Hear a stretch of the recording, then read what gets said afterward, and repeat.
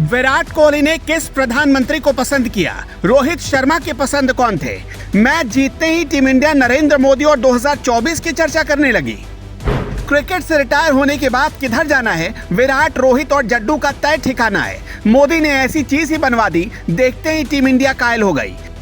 अटल जी ने कौन कौन से काम किए, मोदी ने कैसे इतिहास रचा, नेहरू से लेकर शास्त्री तक प्लेयर अचानक सबकी तुलना मोदी से क्यों करने लगे।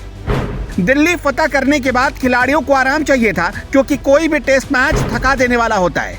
लेकिन खिलाड़ियों को आराम नहीं चाहिए था, बल्कि उनके पास कोई और प्लानिंग चल रही थी। तस्वीर को ध्यान से देखिएगा, हर खिलाड़ी को पहचानने की कोशिश करिएगा। विराट कोहली, रोहित शर्मा, चेतेश्वर पुजारा, केएल राहुल, रविंद्र जडेजा, राहुल द्रविड़, यानी कोच से लेकर कप्तान तक हर बड़े प्लेयर ध्यान से एक एक चीज देख रहे हैं। जानते हैं ये क्या है? ये प्रधानमंत्री संग्रहालय है, जिसका उद्घाटन 14 अप्रैल 2022 को खुद प्रधानमंत्री नरेंद्र मोदी ने किया था।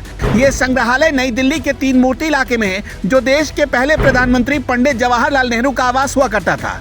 इसमें देश के सभी 15 प्रधानमंत्रियों की जानकारी है। यहाँ पंडित जवाहरलाल नेहरू से लेकर प्रधानमंत्री नरेंद्र मोदी तक के बारे में बहुत सी अनोखी जानकारियां लिखी गई हैं। अभी हाल ही में प्रधानमंत्री संग्रहालय में नरेंद्र मोदी पर विशेष गैलरी तैयार हुई है।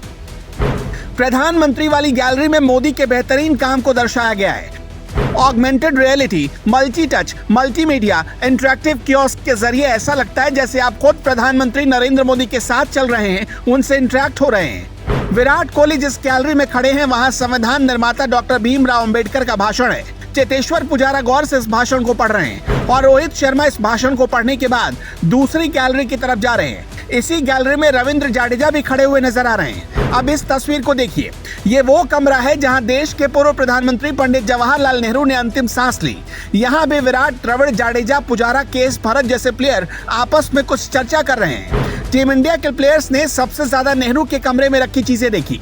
ये प्रोग्राम बीसीसीआई ने तय नहीं किया था, ये अचानक तय किया गया कार्यक्रम था और जानकारी के मुताबिक खिलाड़ियों का ये visit Arun Jaitley cricket stadium की तरफ से तय हुआ। चुनाव से ठीक 1 साल पहले अचानक सारे क्रिकेटर्स प्रधानमंत्री संग्रहालय का दौरा करने क्यों पहुंच गए? इसके पीछे कहीं कोई पॉलिटिकल प्लानिंग तो नहीं है? आप सबको पता है कि अरुण जेटली स्टेडियम का नाम पहले फिरोज शाह कोटला हुआ करता था, लेकिन मोदी सरकार ने इसे अरुण जेटली को समर्पित कर दिया। खैर, एक तो टेस्ट मैच जल्दी खत्म हो गया।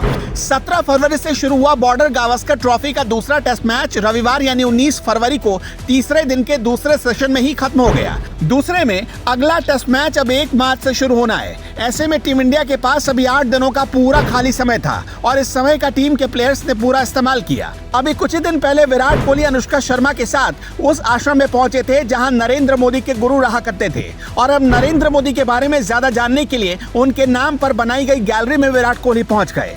सबको पता है नरेंद्र मोदी क्रिकेटर से कितना प्रेम करते हैं। अभी 2 हफ्ते पहले नरेंद्र मोदी ने लेजेंडरी क्रिकेटर्स अनिल कुंबले, जावगल श्रीनाथ, वेंकटेश प्रसाद, मनीष पांडे और उनकी फैमिली से मुलाकात की।